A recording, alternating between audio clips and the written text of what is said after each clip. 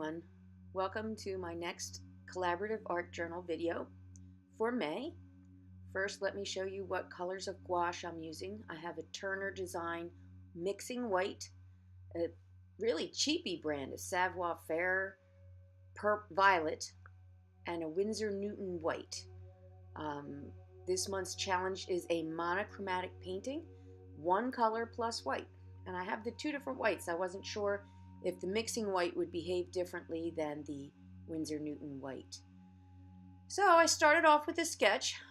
I showed you real quickly there that my grid lines are still in there. It's a very loose sketch. Everything's going to be painted over anyway, so it didn't matter. I didn't have to blend anything in. And here I'm just starting with my solid violet gouache, putting in all my darks.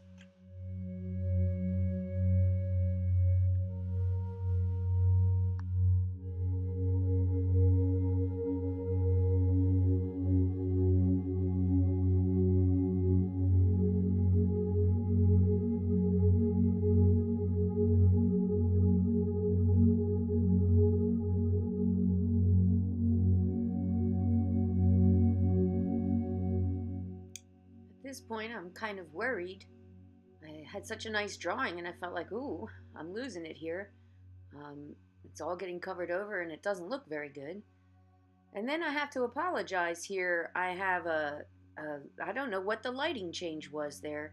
There was only a few minutes between these two video clips, and it must have been something from through the window. You'll find the regular lighting comes back here really soon. And I'm just continuing to pick out the darkest places in the painting and put in a nice dark underlayment of violet.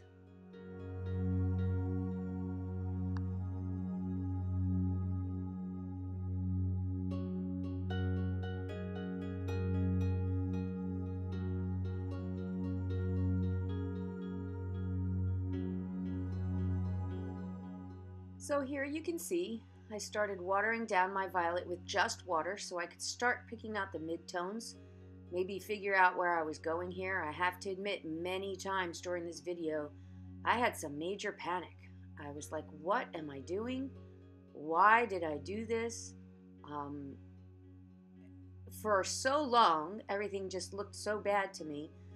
So at this point, I figured I'd put in some midtones with this. It will eventually all get covered up. But to get some form in the face and to know where I was going, I just put some washes of the violet gouache in.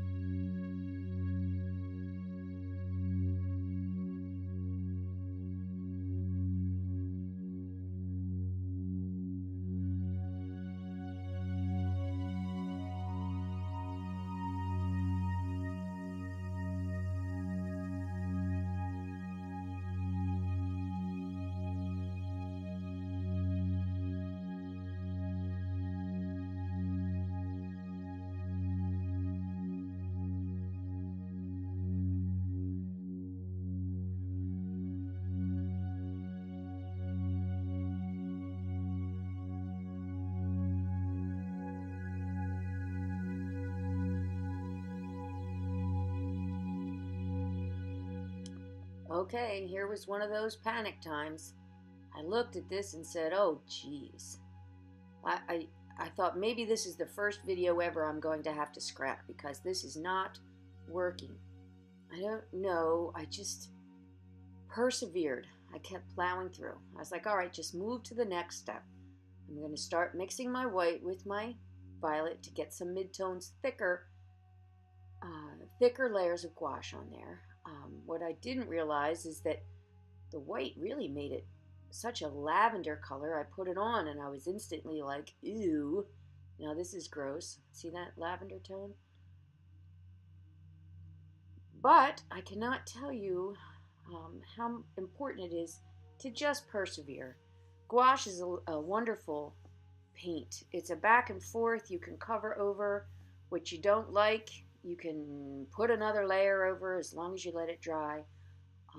And you'll see here, the rest of this painting is a back and forth, back and forth. I got it too dark, I got it too light. I got it too dark, I got it too light. I added more darks, I added more light. And there's really not a whole lot to explain as I go along. Here you'll see I put this lavender down and it ended up all one tone. And I'm like, well, geez, I just lost all my darks and my lights there. But it's never too late. And I also accidentally painted out the one side of her nose and the one side of her mouth there. And you'll see many corrections to bring that back. But that's what it's all about. Trying something, fixing it, trying something, going back. Here, see, now I'm going back to add some lights. I think I'll just leave you here with music for a while until I see something important that maybe I need to note.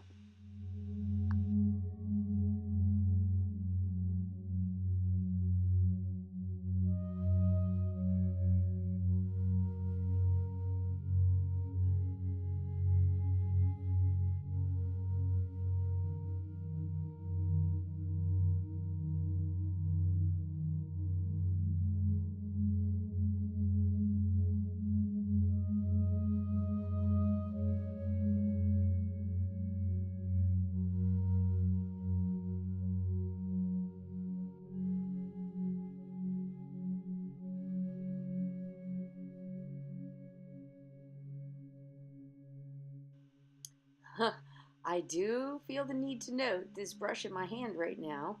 See the big piece of wood missing out of it? There's a story behind this set of brushes. My husband participates in the Philadelphia Flower Show, and every year he has an entry. And the one year he had a big display on Holland, and the theme was it was a painter. So every plant in your display has to have a sign. And since the theme was this was a painter, he used paintbrushes. And he had to take one side of the paintbrush off and add a number. So it corresponded with the plant list. So viewers could look at the number and say, okay, that's a such and such firm. So, of course, after the plant show, he bought all these inexpensive brushes and he pulled them out and he's like, do you want these? I was like, of course. You're not going to throw out brushes because you took a piece of the wood off of one side. So it was a big pack of maybe 24 paintbrushes, and you'll find a lot of my paintbrushes are missing a piece of wood. But it doesn't matter. It might feel a little odd in my hand, but they still paint.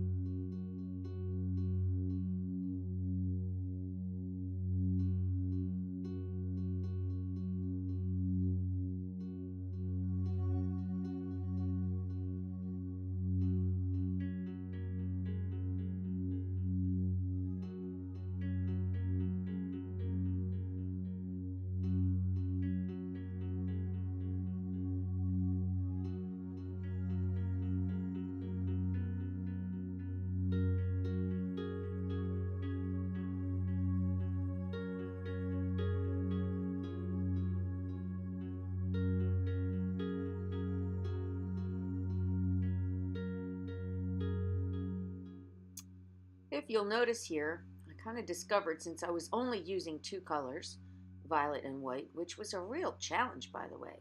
I kept wanting to get out black or other colors. I learned to just keep two different brushes going, one with the darks and one with the lights, and I could switch them back and forth. See right there, switch them from hand to hand, back and forth, because it's a constant play back and forth between light and dark. And if my light brush got too much purple in it, I'd quick wash it out, keep it with the light tones, and as they blended, they'd both come to midway, and I'd freshen them up with some darker or lighter paint. All of my brushes here are different. I had a small round, a small flat, an angled brush. That one right there is an angled brush. My larger brush is a rounded flat. It really doesn't matter. To try and keep it loose and painterly, I like just using a brush a little bit bigger than for what I need, and not real good brushes.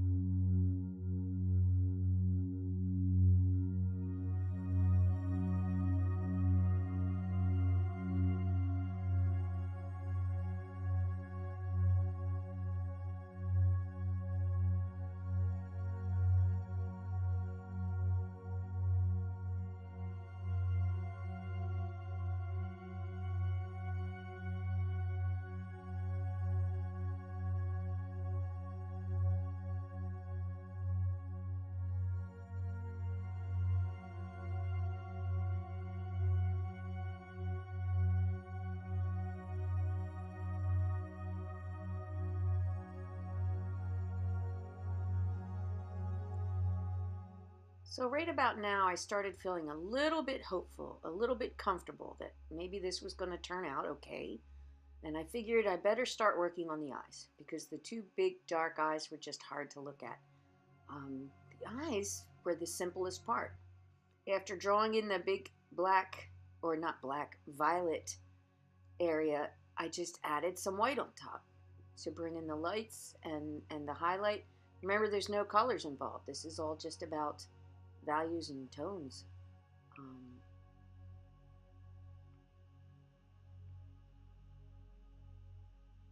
And once the eyes were in, I found I started liking her a lot better.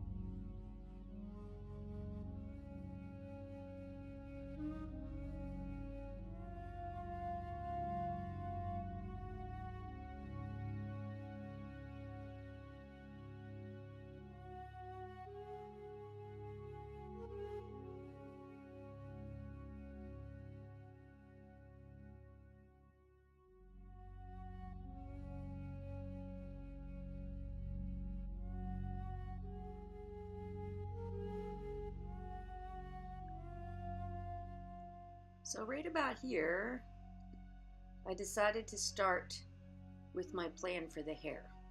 I'm not sure if I achieved what I really hoped, but I got out a larger flat brush and tried to find some pure white on my palette and started going over the top, as you can see, with pure white to push everything back. I wanted her to be kind of emerging out of the background with just a suggestion of hair. I switched over. I had been using the Turner's mixing white, and I switched over to the Winsor Newton white, hoping it would be a thicker, more opaque. I'm not sure it was all that much different.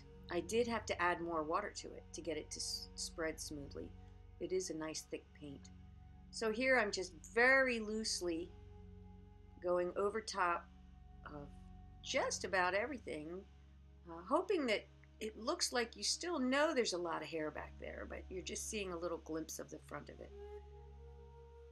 In the long run, if you'll notice when it's finished, the effect might have worked better if I had done the same thing with the top edges of her shoulders, because as it is, her shoulders and her neck and shirt are nice and crisp against the background, and her hair is kind of merging in, so I'm not sure I got that quite right.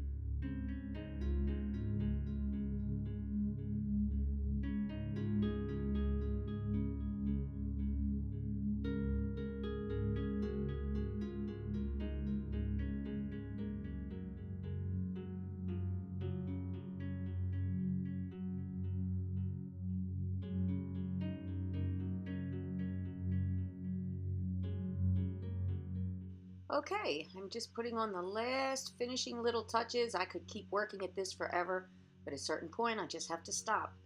I really enjoyed this challenge. Thank you, Christy. Remember, everyone, this is a collaborative art video, so please check the links below in the description box to see what the other artists did with this challenge of painting with only one color plus white. I can't wait myself to see what they did. I think I'm fairly happy with her after all, for all the fear and panic I had in the making of. And I don't know why I chose violet. I'm not really a purple person, but it seemed like the darkest gouache I had, so that I could get really darks against the white. So here in 1 second, I will show you some close-ups of how much of the brush strokes really show and the texture of the paper still shows through. My lighting keeps changing every time I move my picture closer. So I hope you enjoyed this. If you liked it, give it a thumbs up, and I will see you again soon. Thanks for watching.